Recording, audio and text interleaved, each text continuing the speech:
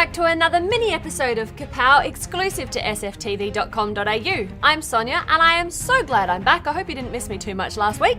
We struggled on without you somehow. Oh, yeah, thanks. You're overwhelming there. I know, that's what I'm here for. Now, we're looking at a couple of new titles this week, one from Image and the other from Dark Horse. Let's start with Chin Music, written by Steve Niles, the acclaimed writer of 30 Days of Night.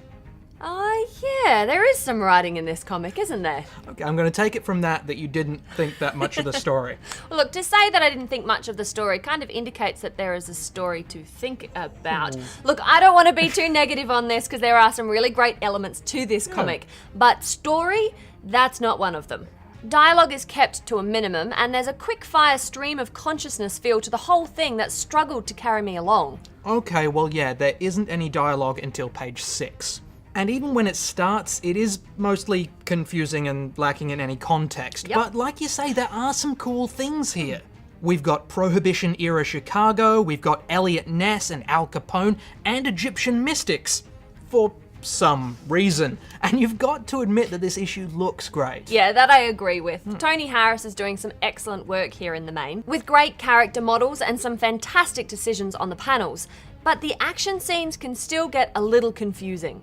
In the end, I don't want to finish a comic and kind of go, wait, what? When I finish it. I'm going to be a little bit harsh on this one. I'm giving this one a berry. I'm not going to follow this. Okay, well look, maybe it's entirely possible I'm just being kinder to this because I do love the era that it's set in. I mean, it is a bit confusing and abstract, but I really do feel it has the potential to go somewhere. I'm going to give it a borrow. Okay, well moving on to another comic which also confused me, but in a much more enjoyable way. Dream Thief. Yeah, now this one treads a very thin line right from the start because the lead character is, well, kind of a jerk. John Lincoln tells us on the first page that he just cheated on his girlfriend. On the second page, he goes to buy some weed with the last of his money. And on the fourth page, he basically tells his girlfriend she needs to get over a recent home invasion because she's kind of bumming him out. It would take a dab hand to keep us interested in this guy at this point. Yeah, well, luckily writer Jay Nitz has such a hand. Although John is a jerk, he is a charming jerk. And the scenes are peppered through with sections of a letter from John's dad that hints at a mysterious secret. And it's a good thing too, because this comic really kicks off about halfway through when John wakes up and realizes that he's killed someone. Yeah, he's killed somebody because they're a murderer, and he knows that fact from the memories of the person who got murdered. Now, if you're suddenly thinking, wait, who, what, when, how, why, which?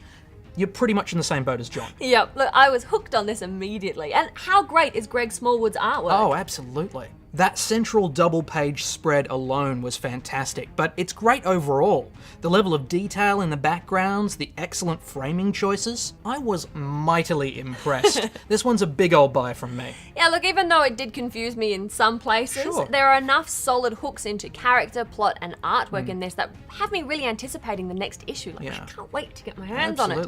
It's definitely a buy from me as well. But that is all we have time for today. Indeed. Don't forget you can head on over to youtube.com/Kapow Comic Book Show for a whole lot more Kapow. Fantastic. But until next time, bye.